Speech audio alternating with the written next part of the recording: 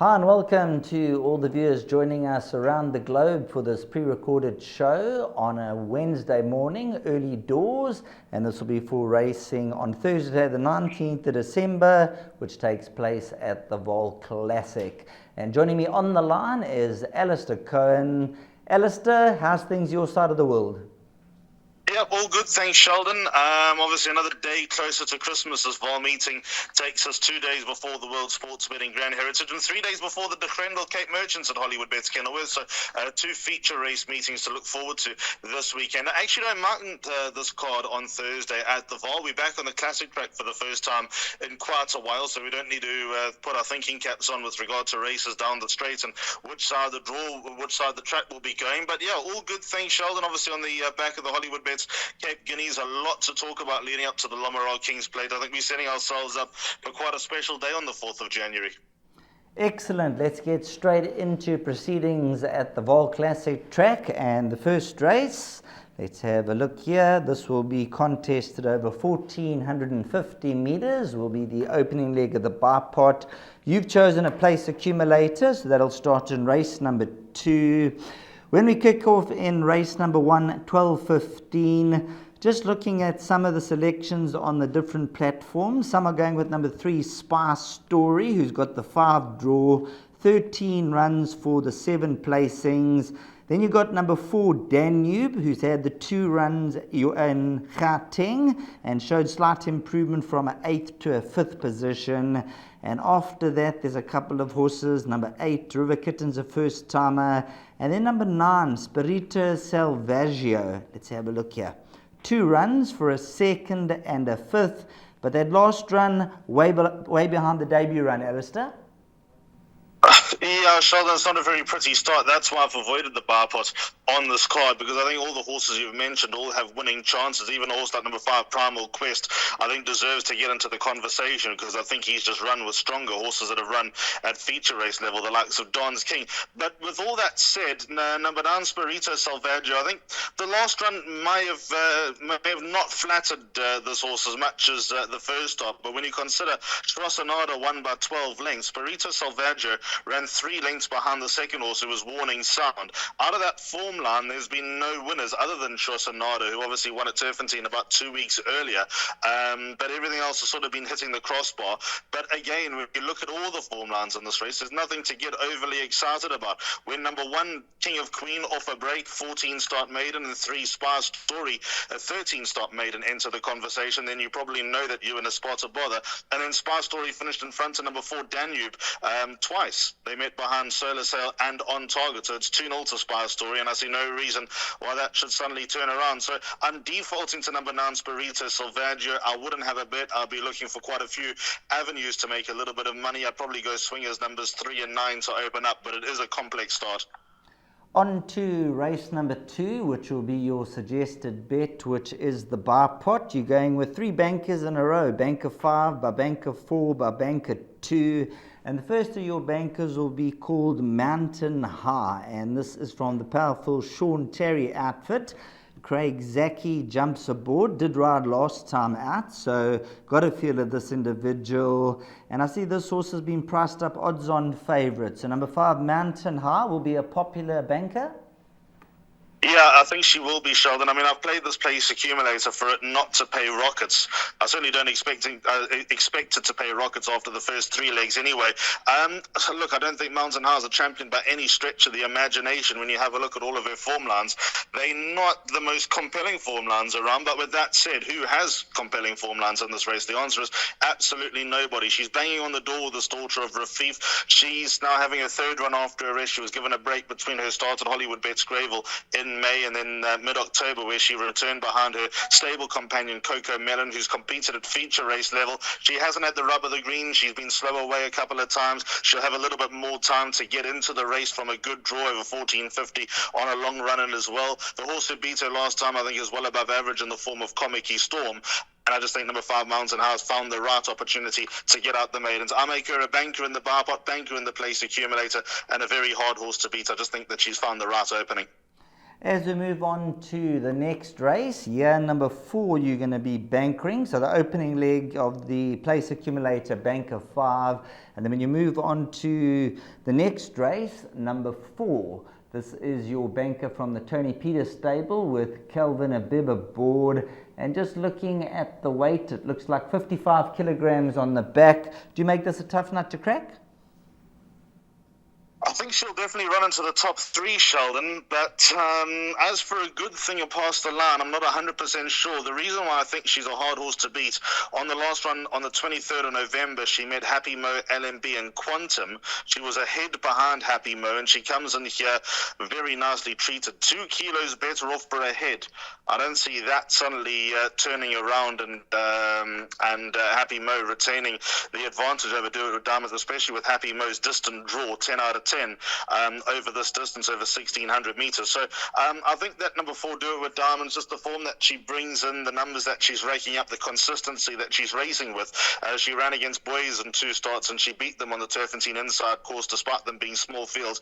But I just see that there's no reason to write her off. There's no reason to go against her here. She is my top choice, and I do think she'll be in the top 3. However, on that run to Happy Mo, Sheldon, LMB's got every opportunity of being right there. Craig Zaki takes her out for Sean Terry. Also, 3rd run after a rest. She went down to Durban to try a minor feature, the off to stud handicap, where she ran 3rd behind Mash Arena. So I think since that run, Sean Terry's brought her back nice and slowly. She's good on the classic track as well with 4 starts. She's got a 100% win place record, this daughter of Pomodoro, and I think that she's allowed to give the fancy something to worry about. The most interesting horse for me here is number 9, Care Forgot. I think she's well above average. She showed that in Durban win with Bar and Boertas. Her first feature race back in the Fillies Mile was not a bad effort behind World of Alice. She made a little bit of ground. She cleared some horses right at the end, and I'd also consider her as a chance. But as far as the PA is concerned, I don't see number 4 missing the top 3. Super duper. Let's move on to the next leg, which will be race number 4, contested over 1,600 meters. And looking at the betting, number 2, Tried and True, with the 60 kilograms on the back, the 5-year-old mare, 18 to 10. Number 5, Play With Fire, 57 kilograms, the 4-year-old filly, 33 to 10. And then the Borum Boertas outfit, they're having a whale of a time, 52 kgs on number 8, Pretty Analia. And then let's start with number 7, Great Barrier, with the 55.5 kilograms. I know you've banked number 2, Tried and True, but just a quick comment on number 7, Great Barrier. What is expected from the stable there? Trying this trip for the first time, Sheldon. Candice has always wanted to get her over this distance because all her relations have been quite good over a mile.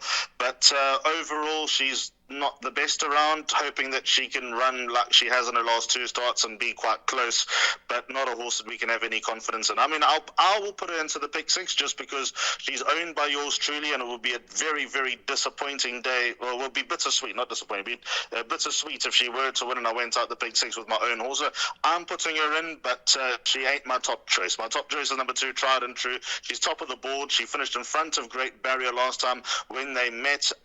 She comes in here a kilo worse off for a length and a half. It's probably not enough for Great Barrier to turn that form around. Tried and True has a certain running style. She's deadly from the front. Cabello Matsanyani rides her well. He's also a 100% win place record on this daughter of Crusade. Since arriving with Robin Klaassen, she's not missed the top 3, and I just see no reason why she's suddenly going to run a flat race with the form that she's in. So she's a PA banker for me, is number 2 on the card, Tried and True. I'd like to believe that Great Barrier can give her something to think about, but I do think Tried and True will have a number again. That'll take us on to race number 5, and race number 5 is due off at 1440, and on this occasion they'll do battle over 1,600 meters. And just giving you a guide to the betting, number 5, Peace Treaty, is a firm 14 to 10 favourite. The 3-year-old Gelding, 57 kilograms on the back. Number 4, Orange County, 59 kilograms, 7 to 2. And then number 1, Prince of Green at 9 to 2. And this 4-year-old will shoulder 62 kilograms. I see you've gone with number 1, Prince of Green, and number 5, Peace Treaty. And just looking at the spread of weights, there's quite a spread in this race, Alistair. Yeah, 62 is not going to be easy for number 1, Prince of Green, and all the way down to the bottom, 55.5. Obviously, the scratching here, number 8, Whispers of War, comes out. Look, it becomes all relative. If Prince of Green carried 60, Copper John would be 52.5. So, I mean, I guess that's something to think about. But I do like number 1, Prince of Green here, Sheldon. I think his last 2 runs set him up nicely in a race like this. 26th of October, 6 lengths to Greeting My Master, fun and receipt of 6 kilograms, but Beating My Master toppled main defender in the Betway Victory Moon, and then last time out in Betway Summer Cup Day, Prince of Green made up stacks of ground to run third behind Captain of the Green, who many people make the horse to beat in the World Sports Spinning Grand Heritage on Saturday. So I think if you just isolate that and consider that Prince of Green's been beaten by feature race horses at his last 2 starts, these calmer waters are likely to suit. Paul Matchett's yard's been in good form for a long time now, so no doubting the fact that Prince of Green will come in good shape. I've always liked this horse, the son of Gimme the Green Light. He's done me favours when I've been with him, and I'm going to be with him here. My backup is going to be number 5, Peace Treaty. I'm surprised to hear the price that you read out, 14-10, about number 5, Peace Treaty. That's a little bit too tight for me. Craig Zaki takes a ride for Sean Terry on the son of Active War. He's obviously got a winning chance. He made up a lot of ground last time to finish behind Sonic Jet. He probably lost his race at the start. I think he'll be a better horse around the turn, number 5, Peace Treaty. So I do give him a winning chance, but I can't take 14-10. I think number 1, Prince of Green, might just have his number at this stage. The most interesting horse is number 4, Orange County. I'll take the stance that he's going to need the run after 140 days off, but I do know he's held in high regard, and wherever he runs here, he's likely to step forward with a run under the belt. That'll take us into the territory of race number 6. And race number 6, the carded off time is 15:15, the distance 1,800 meters. And just having a look at the betting, they are betting 3-1 the field. Number 5, Flag Bearer, 3-1. Number 4, Black Lightning at 7-2. And then number 3, Silent Trigger at 4-1. After that, Future Wolf number 2 at around 11-2. This could be a horse of interest in this type of company. And then we go 8-1 and bet the rest. Just looking at your numbers, Alistair, 3, 4, 5, and 7. You ain't taking no chances here. Absolutely not, Sheldon. And I think that if you can afford to go field in the pick 6 and jackpot, there are a lot of horses here who can win. I want to start with, for me, the most informed yard in Joburg, double in the last 2 meetings in Joburg. Farney Bronkhorst, he's got 2 runners here, Flag Bearer and Caliburn. Stratum arrived number 5, Flag Bearer. I mean, isn't he a joy to watch? Flag Bearer banging at the door last 2 starts, finished second last time behind runaway winner Silvano's Song, finished in front of some grizzled horses who I think would fit in quite nicely in a race of this nature. Goes from the apprentice claiming 4 to the veteran Pierre Stratum. So number 5, Flag Bearer, won 3 times on this Vaal Classic track, loves the trip as well. He makes a lot of appeal to me, does the son of Flying the Flag. So I'll tip him on top, but with no degree of confidence. When they've been around the block as often as he has, he's entitled to run the odd flat race, which he did at his anti-penultimate start, but that was over 1.5 miles, probably didn't get home. But anyway, he's the horse that I'm going to lead with. The stable companion number 7, Caliburn, who I was so keen on in his last 2 starts. He's developed a bad habit of losing ground at the start, therefore he loses his races at the start, but he does have a bit of a turn of foot, so if he's not too far out of his ground, I like to believe number 7, Caliburn, will be doing his best to later, potentially run them down. I think he'll go close with a little bit of luck on the back of a rating drop. Chase Morjan, 6 with the son of Quirari, and then 3 and 4, Silent Trigger, I do give a winning chance to. Baron Boertz's trains, Kiratila Kajedi back on board, last 2 starts, or since returning to the half up behind Guy Alexander and Vaal Vegas. When you actually have a look here, Silent Trigger was just behind Black Lightning, who I'm going to talk about now. 1 kilo better off. There were 2 lengths between them. Silent Trigger's got to be respected. Even going back to his first run back in town, he was only 2 1/4 lengths behind Flag Bearer, and he meets, although on identical terms, Silent Trigger. I'd like to believe that he needed that first run back, so I make him a danger. And then number 4, Black Lightning. Just wherever Silent Trigger is, Black Lightning should be in and around. He's not blessed with the best of draws, and I maintain that he's probably a step better on the turf and inside track is number 5, Black Lightning, but it's not to right him, while Fabian Habib was going along nicely. So no chances taken. 3, 4, 5, and 7 on the hardest race on the card. That'll take us on to race number 7, and looking at the betting, I think you're going to have something to say about the price of number 7 Bacchus, even money favourite. So number 7 Bacchus has been priced up even money. And just looking at this individual, Gavin Larena for the Fabian Habib team. And Gavin Larena has won on him. He's won 2 of his last 3. Looking at his handicap, he's gone up to a 98 for those 2 wins. So how do you read this individual Bacchus?